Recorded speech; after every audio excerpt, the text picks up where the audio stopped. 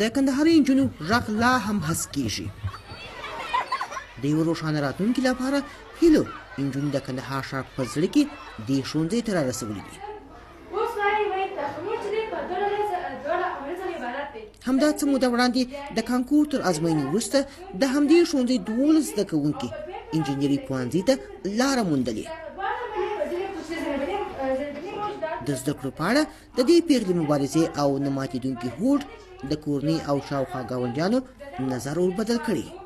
دغه کوم باور چې موږ کورنۍ په موږ باندې وکړي او موږ شامل کړو هغه باور مو وساتئ تر اخره پورې او زموږ د کوڅې نور نجونې هم دې ته تشویق سولې چې دوی نور خپل درسونه شروع کړي ځکه هغوی زموږ مثال نورو ته ورکوي چې دوی کله مکتب ته ځي نو هغه د هېڅ ستونزه نشته.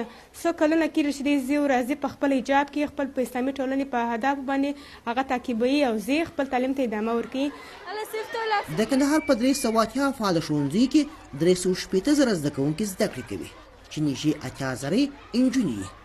دا نجونې د خپل راتلونکي لپاره ګڼ امیدونه او پلانونه لري خو دا لا معلومه نه ده چې د څومره دا هیلې بشپړېږي او خپل دې زده کړې سفر ته ادامه ورکوي او څومره نورې بیا د دې عقیدې قرباني کېږي چې ښځه د کور ده یا د ګور او د کورنۍ د خوښۍ لپاره خپل د هیلو ماڼۍ نړوي. په دې ښوونځي کې څه باندې زره نجونې زده کړه کوي. د ښوونځي مشران واکمن دودونه او د ښوونځي په اړه ناسم تبلیغ لا هم د نجونو د زده کړو برخه کې یوه ننګونه یادوي خو تر پخوا وضعیت ښه بولي. شاګردان مو کوم چې محرومین دي د تېرو کلو هغه بیرته راځي ښوونځي ته مراجعه کوي. لوړ صنف و 8م صنف 9م صنف حتی 11م صنف هم شاګرد مو راغلی ده بیرته مراجعه کړې ده چې زه بیرته غواړم چې درس ادامه ورکړم. دلیل یې دا دی چې تقریبا د امنیت بخش د نور کلو په پرتله باندې بهتره دی او دا ساحه چې ده تقریبا تر نورو ساحو بهتره ده یعنې کورو ته نږدې ده. په دې خاطر ترانسپورت دا مشکلات اوس ډېر کم دي. په تېرو 12 کلونو کې په لومړي ځل د 2 ولسوالۍ د ښوونځي څخه د 80 تنو نجونو فراغت کندهار کې د نجونو د زده کړو بهیر ته هیلهمندۍ زیاتې کړي دي.